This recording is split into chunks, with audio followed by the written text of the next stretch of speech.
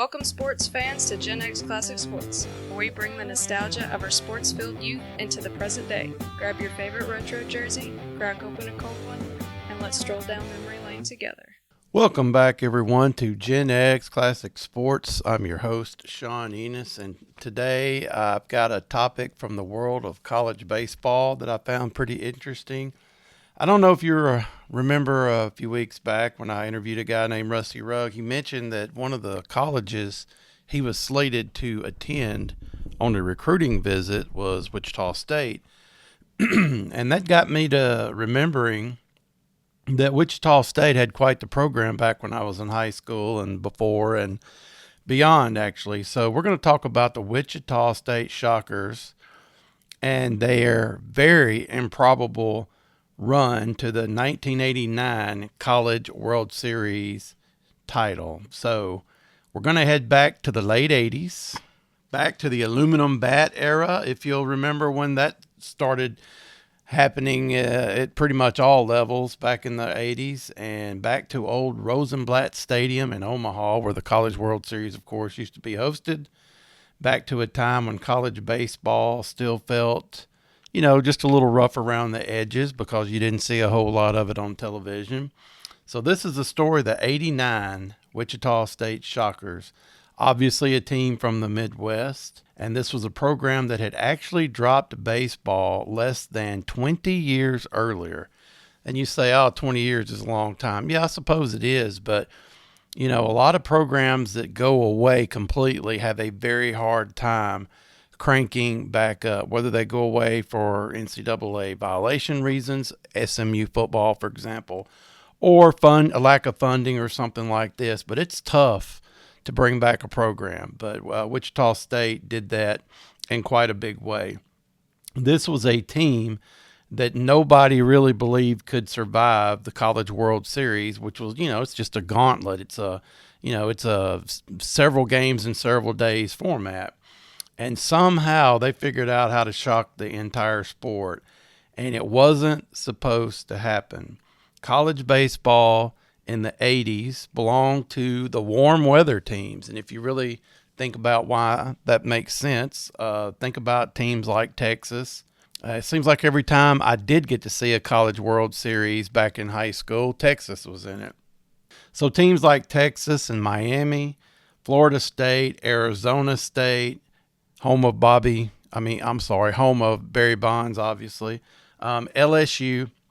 Those were the schools that had the weather. They were the power schools with the good warm weather, and therefore they had the recruiting and they had the history. But besides the blue bloods from the warm weather, along came Wichita State. This was a bunch of tough kids from Kansas who played baseball in a fearless manner. And they had a coach who built that program back up from scratch after it went away for 2 decades. So by the time the College World Series was over in 1989, they had pulled off one of the greatest championship runs college baseball has ever seen.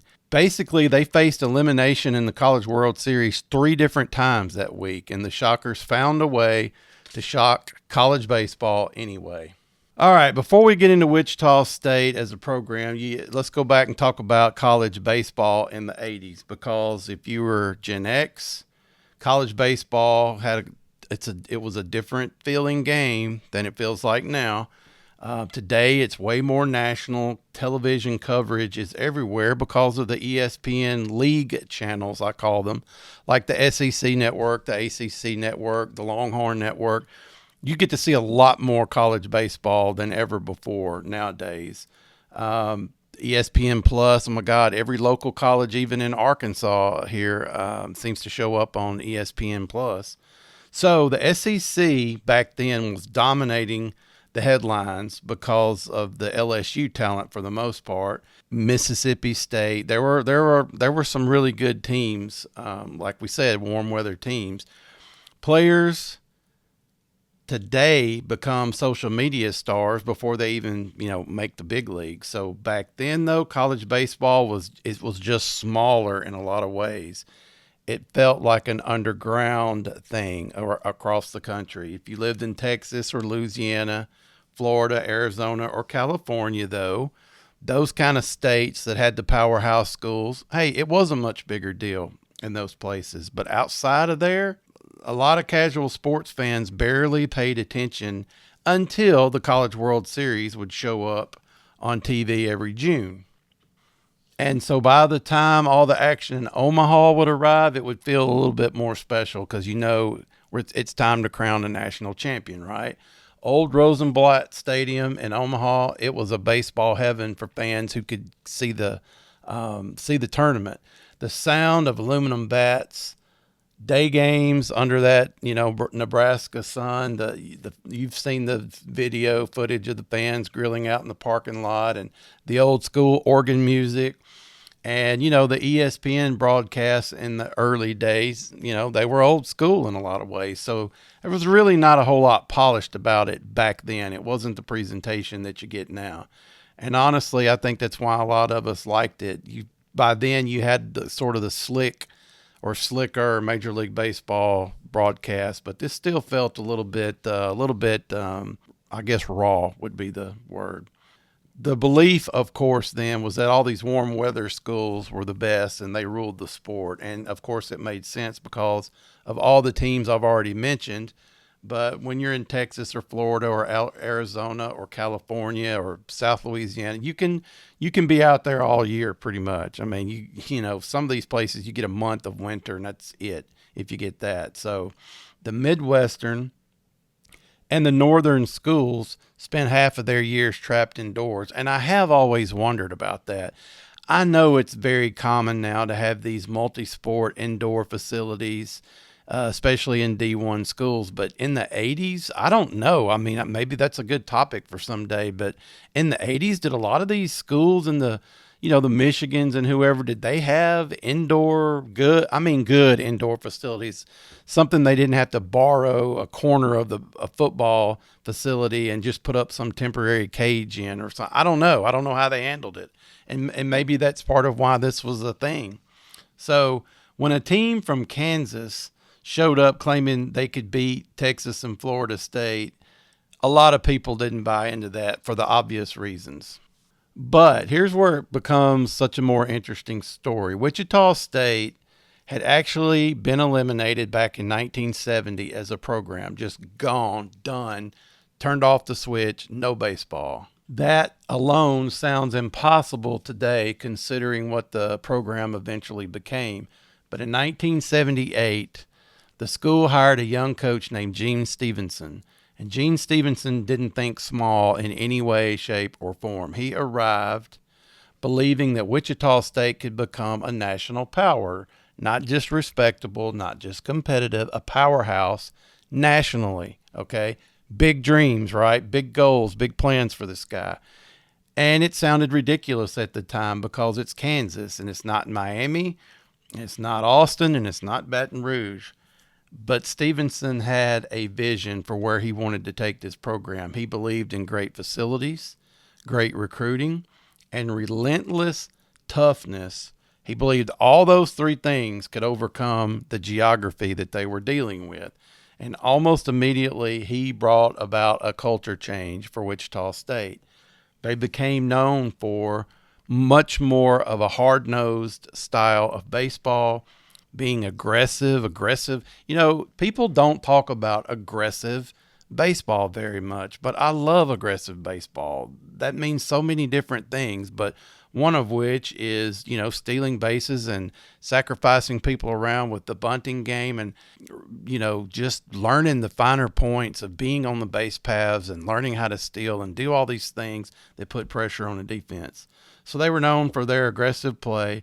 They were known for developing deep pitching staffs, and they were known to be in phenomenal shape. That's what the research says. Those were their calling cards. Stevenson's players often said that the practices were much harder than the games. And you hear that a lot by great athletes who played on great teams when they say it was so much of a more fun thing to get to go actually play the games than to actually endure practice because it was such a mental thing to deal with. So by the mid-1980s, people started noticing Wichita State baseball. The Shockers were winning more consistently. They were making NCAA tournaments. Now, not necessarily the College World Series, but tournaments, and they were building a national reputation. Now, listen to this. This is what's crazy. In Stephenson's first season, they didn't even play a home game until 18 games into the season. 18 games in before they played a home game, and they still had a winning record. Another thing to note, they made the NCAA tournament in Stephenson's third year, and that was their first ever appearance in the NCAA tournament. Another thing to note, in his fifth season, they played for a national title. So Stephenson knew what he was doing. And in 1985, their sudden success allowed the program to build GenX Stadium, which became at the time a state-of-the-art place and a palace to host baseball games for them. So hey, Wichita State, they were on the rise, but there was still skepticism at a national level because the question was, could a Midwest school really win the whole thing? It's a long baseball season in college ball. You all know, even if you do play in the South, you're going to play those first few weeks in some cold weather. Not enough to keep you from practicing and all that, but back in the day, that might have been a real detrimental thing to northern teams. But the question was, could a Midwest school really win the whole thing? That season starts in February. And it runs through June at the College World Series. So it's a long haul. And so 1989, Wichita State, they finally answered that question for everybody. Now in 1989, the Shockers were loaded with talent. Future major leaguers were on that roster. I'm going to mention a few names. Pat Mears and Mike Lansing were both infielders. Eric Wedge was a catcher. Tyler Green was a pitcher. And out of all them, if you're my age, you probably definitely remember Mike Lansing, and you might remember the others. I'm just giving you some names. But the emotional centerpiece of that team was a pitcher named Greg Brummett. Not a flashy guy, not loud, not overpowering, just a tough. I saw in some article he was described as a bulldog competitor. And he was the kind of pitcher who looked completely comfortable when the pressure was at the highest, which is an awesome trait to have in your ace pitcher. And Brummett didn't intimidate hitters necessarily with the old 100-mile-an-hour fastballs. That's not really what he was doing in 1989, but he did attack hitters. He worked quickly, he trusted his defense, and he competed with absolute fearlessness. And when that happens from your pitching staff, the teammates are going to feed off of that big time. So the Shockers, they kind of reflected their aces' attitude. They never panicked when things were close. And when things went wrong, they just plowed ahead. And trust me, a lot of things went very wrong before Omaha even got started that year. One of the things that gets forgotten in this story is how difficult the road actually was before Wichita State even reached the College World Series. First of all, they weren't selected to host a regional. And you all know, if you've watched college baseball, it's a huge advantage to host, a regional or a super regional. And that was controversial. A lot of people thought Wichita State deserved home field advantage to host, but instead they went to Fresno, California. Not ideal for them, of course, and then they started having injuries. Mike Lansing was playing shortstop and got hurt. There was an outfielder named Jeff Bonacista who got hurt, and then even more stuff went bad for them. They lost in regional play. And suddenly their season's kind of hanging on by a thread or whatever. One loss and they were done at that point. And this is where they kind of started their refusal to die that season, that postseason, I should say. From that moment forward, Wichita State essentially played every game like it was an elimination game or a game 7, without a safety net. No margin for error, and instead of collapsing, they just got stronger. So they started winning these elimination games one right after the other, and the pressure somehow made them better. And that became the defining characteristic of those 1989 Shockers. They just refused to quit. I think it's one of the greatest traits a baseball team can have is when they can play from behind without panicking and come back and win. I just saw two local teams in high school overcome leads in the middle part or the late part, or overcome deficits in the middle or late parts of the game and end up winning big, and they just didn't quit. And it's great to see that in a ball team. So basically, Omaha ended up being one of the greatest sort of pressure performances in that tournament at that point. The Shockers survived multiple elimination games just to get out of regionals, as I just mentioned. And then they got to Omaha and they lost again early. And everybody knows when you get to Omaha and you lose early, it makes it so much more difficult. So they lost early to Florida State in their second game.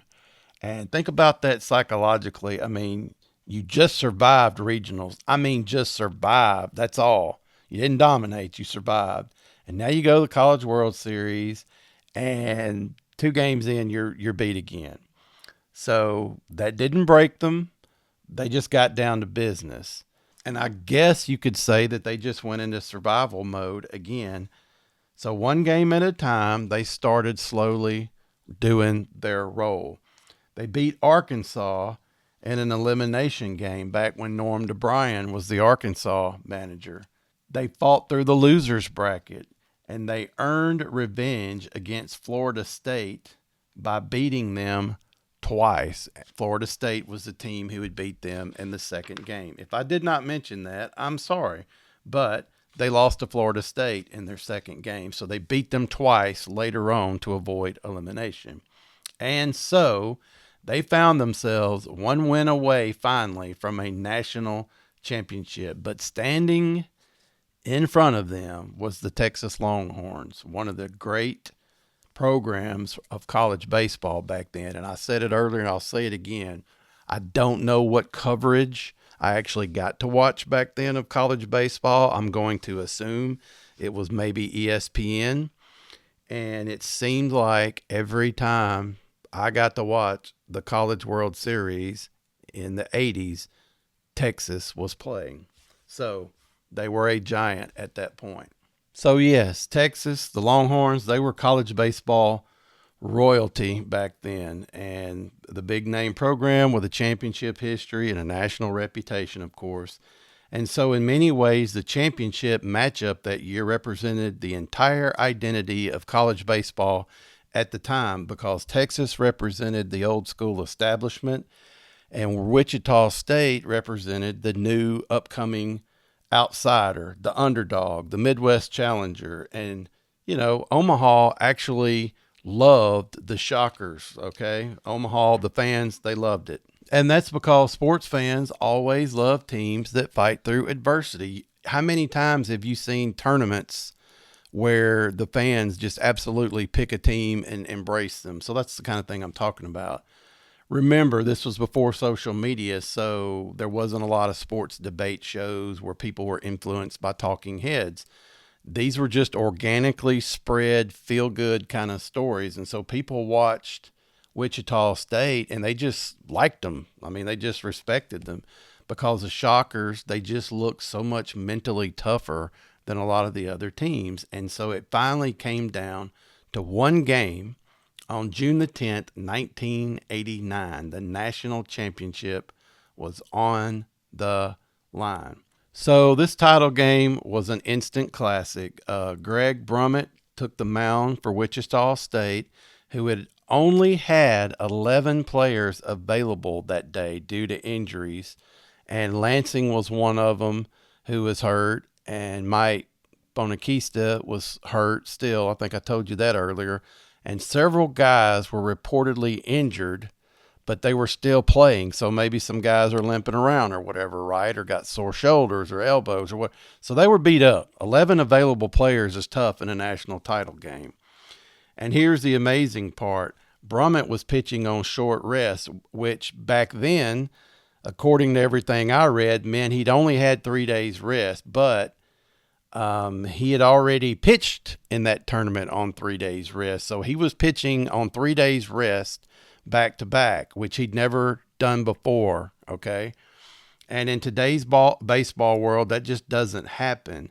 But, in the 80s, aces carried the teams, and I don't know what the rules were back then on how many pitches. I've been having this whole debate with high school baseball. Like, it changed. Somewhere in the 80s, there became limitations during regular season and tournaments and things. And so Brummett was working off of, I'm assuming, mandated rest, but I really don't remember or know. I didn't look that part up. I just know he had 3 days, and he had already done that in the tournament, and then he rolled around and did it again. So, but he wanted the baseball. He was their ace, and that's what you expect. So the Shockers, they jumped ahead early, and of course, Texas being the powerhouse that they were, they started clawing back in. Was clawing back into the game. Wichita State scored in the first inning on a single by Winslow, and he scored a guy named P.J. Forbes with his single. Wichita State scored 2 more runs on some Texas errors, a little bit of booting the ball around in the second inning, and led 3-0 Wichita State. But Texas scored 2 unearned in the fourth and pulled within 3-2. All right. Now, let's talk about some details that started around the fourth inning. Wichita State first baseman Bryant Winslow suffered a collision at the bag. He had already had a stress fracture in his right leg, but Texas hitter Lance Jones crashed into him trying to beat a bunt play at first base. And so Winslow, already limping around, he gets crashed into on a bunt play. And after being on the ground for several minutes, he came back for one pitch before taking himself out of the game for good. He was put in an air splint, but he refused to go to the hospital until after the game. And that was part of that top of the fourth inning in which Texas scored a couple of unearned runs and pulled 2 within 3-2. So, in the bottom of the fourth, Wichita State's Pat Mears hit a 2-run home run bounced it into the scoreboard basically, and that put Wichita State up 5-2 in the bottom of the fourth. And then Texas pulled to within 5-3 in the sixth inning, but only had one base runner against Brummett for the rest of the way.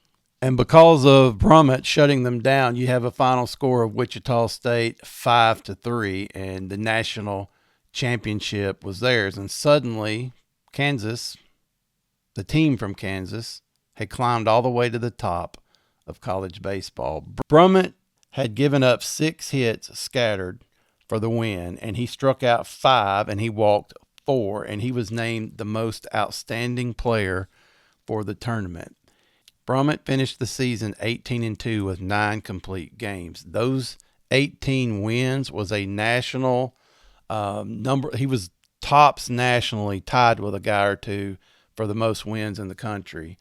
And he ended up with 3 wins in that College World Series, and that tied a College World Series tournament record. And remember, he pitched 2 of those games on what was considered short rest. And suddenly Kansas has their national championship, and they're at the top of the college baseball scene, and not only at the top, but they beat a blue blood to do it. So as always, we try to talk about why does this matter? Because basically Wichita State winning this changed perceptions. Before 89, many people believed geography, all that warm weather stuff we talked about, that it counted so much, these other teams weren't going to be able to overcome that. But Wichita State destroyed that theory, and they proved that their culture mattered and that their toughness mattered and that the belief in themselves mattered. And here's what's cool. Their success inspired other non-traditional, non-powerhouse type programs, because after this, you can trace their success to the rise of some other teams that have played since then and had success, like Rice and Coastal Carolina, and some more Midwest teams that have done really well nationally in college baseball. So all that goes back to Wichita State proving that it could be done. And so the Shockers became a symbol, not really just for Kansas baseball, but for every overlooked non-Power Five baseball program in the country. And so Wichita State's underdog story feels really, to me, incredibly Gen X in a way. It wasn't glamorous, and this wasn't a case of having this traditional, wonderful set of facilities in the past to rely on. No media hype, no celebrity athletes, just toughness and pressure and survival and competition and a belief in themselves. And so this team earned everything the absolute hard way. And that's what people like about them. That's why Omaha crowds love them so much. And of course, if you're going to be successful, you do have to have talent. And so the 89 Shockers, they were very talented and they were very resilient. And so Gen X fans, we love resilient teams, right? So especially a team that looked like they belong more to blue collar America than to, the sports royalty back then.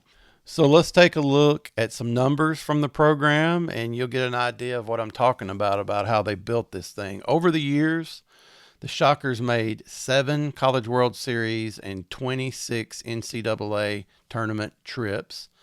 They won 14 straight, or they participated in 14 straight NCAA tourneys from 87 to 2000. Coach Stephenson, he never had a losing season there. In 1982, which was 7 years before our story, the Shockers went an incredible 73-14 to set the NCAA record for wins in a season, 73-14. And Coach Stephenson's famous quote about his team in 1989 that I liked was, "Nothing got in their way." That was his quote. Let's also talk about some of their players. You remember I mentioned Wedge, their catcher. He played 4 years for the Boston Red Sox, and then later he managed the Cleveland Indians and the Seattle Mariners. That was Eric Wedge, their catcher. And the name that I told you all you probably knew the best was Mike Lansing, and he played second base for the Expos, the Colorado Rockies, and the Boston Red Sox over 8 seasons in Major League Baseball. P.J. Forbes, who I've mentioned, he was drafted by the California Angels and played in the big leagues from 1998 to 2001. Pat Mears, the guy who hit the home run, he was drafted by Minnesota, the Twins. The shortstop played for the Twins and the Pittsburgh Pirates over 9 seasons.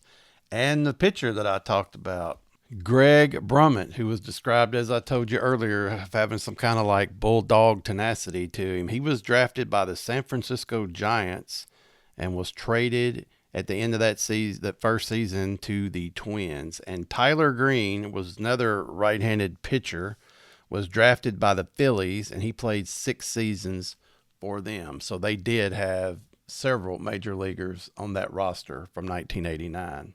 So that 1989 team was special as the Shocker team to win it all, and they remain one of the greatest underdog champions in college baseball history. Rebuilt from scratch, a visionary coach, an ace pitcher with nerves of steel, a team behind him that refused to quit, and survived elimination games over and over again until they shocked everybody. And maybe that's why this story still resonates for all of us all these decades later. Every once in a while, sports remind us that believing in yourself can overcome a lot of things. So that's what we like about it as Gen X fans. The outsiders, the newcomers, the up-and-comers, the new kids on the block, sometimes they can actually win when it matters against these big teams. So that's it for today. Thank you for joining GenX Classic Sports. I really enjoyed reading about the Wichita State Shockers in 1989, and we'll be back next week with some more baseball. And until then, this is your host, Sean Enos, and I'll talk to you in a week. Thank you for joining us on GenX Classic Sports, where nostalgia meets the thrill of the game. Tune in next time for more insightful discussions and memorable moments, brought to you by Pine Street Productions. Until then, stay passionate about sports and keep the memories alive.